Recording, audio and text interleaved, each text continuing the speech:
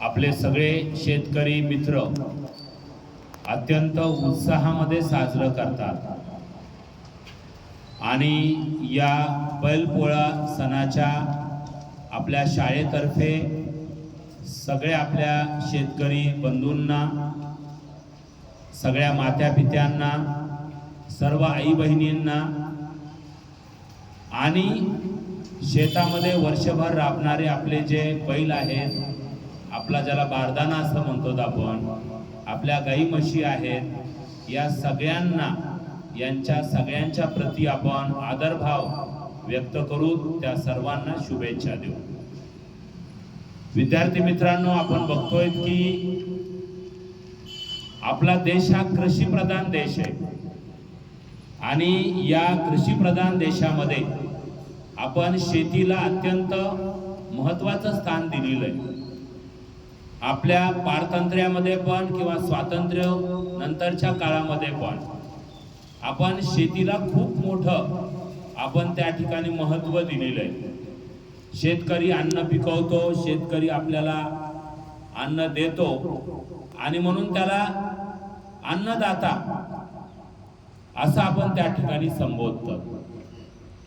पण काही गोष्टीमध्ये आपल्याला विचार पण करण्यासारख्या काही गोष्टी आहेत की आज आपण जर बघितलं तर बैल किंवा बारदाना हा किती प्रमाणामध्ये शिल्लक आहे, हे पण कुठे ना कुठेतरी विचार करण्यासारख्या गोष्टी आहेत। आमच्या लहानपणी बैल सण जो साजरा केला जात होता, ज्या उत्साहामध्ये केला जात होता, तो आज उत्साहामध्ये होतोय का किंवा अजून किती पुढच्या पिढीपर्यंत तो राहणार आहे याच्याबद्दल कुठेतरी शंका येऊ शकते।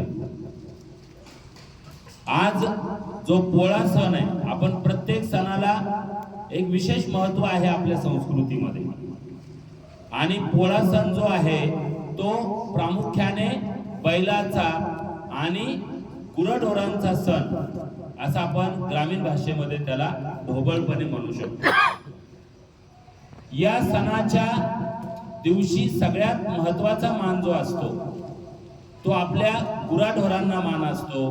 बैल, गाई, म्हशी या सगळ्यांना आजच्या दिवशी खूप महत्त्व असतं, कारण वर्षभर त्यांनी शेतामध्ये राबतात, शेतामध्ये कष्ट करतात आणि कष्ट केल्याच्या नंतर त्यांना त्यांच्या हक्काचा एक दिवस त्या ठिकाणी त्यांना भेटत असतो। साधारणतः या दिवशी काय होतं याची कल्पना बऱ्याच जणांना आहे।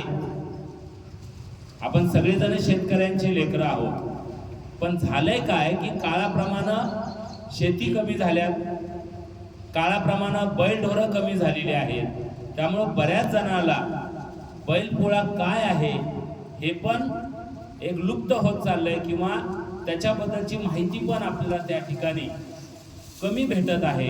अशा पद्धतीचे आपल्याला त्या ठिकाणी दिसून येते। या सणाला आदल्या दिवशी म्हणजे आज पोळा आहे, आदल्या दिवशी म्हणजे कालच्या दिवशी खांदे मळणी असते बैलांची। जे बैल आपल्या खांद्यावर ओझ आणि आपला गाडा चालवण्याचं काम करतात, आपलं सुजलम आणि सुफलम पूर्ण देश आपलं राज्य बनवण्याचा प्रयत्न करतात, त्यांची खांदी मळणी असते।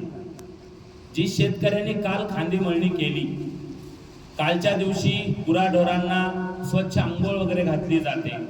शेतकरी नेहमीच आंघोळ घालतो, पण कालच्या दिवसाचं एक विशेष महत्त्व होतं।